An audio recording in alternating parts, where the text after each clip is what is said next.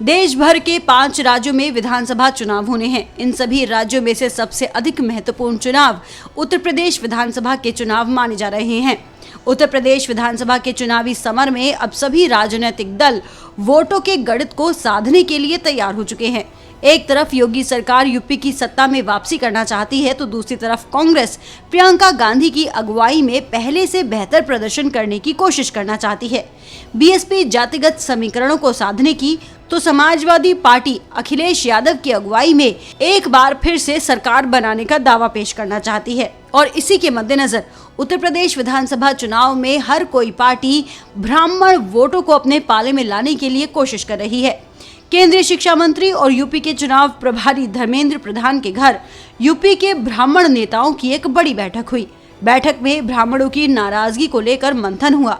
बैठक के आखिरी में तय हुआ कि ब्राह्मणों को मनाया जाए और पूर्व केंद्रीय मंत्री शिव प्रताप शुक्ला की अगुवाई में एक कमेटी बना दी गई।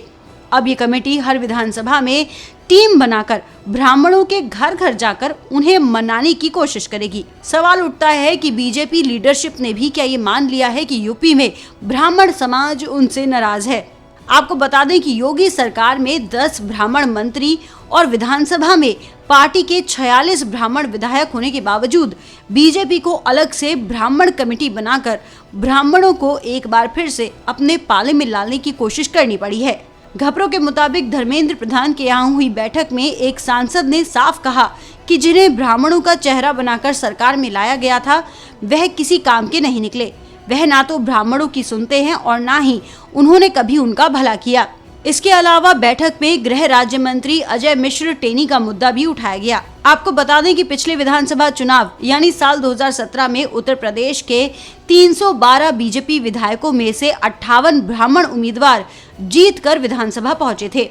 योगी सरकार में जिन 56 चेहरों को मंत्री पद दिया गया था, उनमें श्रीकांत शर्मा, ब्रिजेश पाठक, दिनेश शर्मा और जितिन प्रसाद समेत 9 ब्राह्मण मंत्री बनाए गए थे। यह अलग बात है कि इसके बावजूद योगी सरकार पर ठाकुरवाद के आरोप लगे और कई मौकों पर ब्राह्मणों की नाराजगी देखने को मिली। वहीं दूसरी तरफ बीएसपी सुप्रीमो मायावती ने इस समुदाय को अपने साथ लाने के लिए साल 2007 के विधानसभा चुनाव में 55 से भी ज्यादा ब्राह्मणों को टिकट दिया था।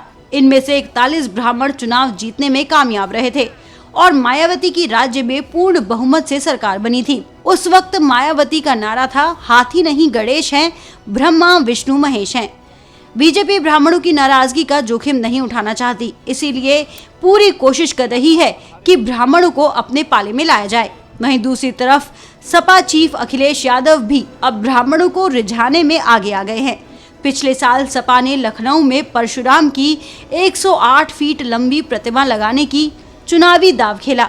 इसके साथ ही कई ब्राह्मण चेहरों को सपा ने अपने यहाँ जगह भी दी। अब देखना यह होगा कि उत्तर प्रदेश विधानसभा चुनाव में आखिरकार ब्राह्मण वोट किसका साथ देता है।